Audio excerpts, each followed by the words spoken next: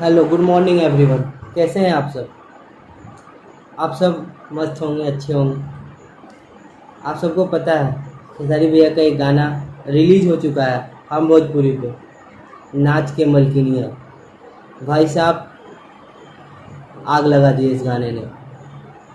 बिल्कुल। व्यूज और लाइक तो मत बोलो। आप लोग प्लीज़ इस गाने को खूब सुने, एंजॉय करें, शेयर करें, कमेंट करें। बहुत अच्छा। जब गाने का कंटेंट बढ़िया होता है ना, तो सुनने में भी अच्छा लगता है। इसके लोकेशंस देख लीजिए, music oh my God, choreography super. Enjoy कीजिए, मज़ा आएगा। नाच के मलकिनिया खेसारी भी, आपसे भी यही निवेदन है, प्लीज़ इस टाइप के ही गाने को लाइए। भोजपुरी में बहुत बड़ा बदलाव ला रहे हैं आप लोग। बहुत बहुत दिल से सैल्यूट है आपको।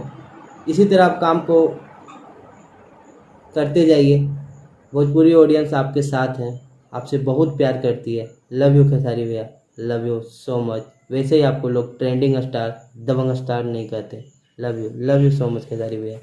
हम भोजपुरी पे नाच के मलकिनिया, तांडव तांडव है भाई लोग। प्लीज़ जितना जल्द इसे आप लोग ट्रेंडिंग पे ला सकें, ये आप ही लोग के लिए गाना है। प्लीज़ इस गाने को एंजॉय करें।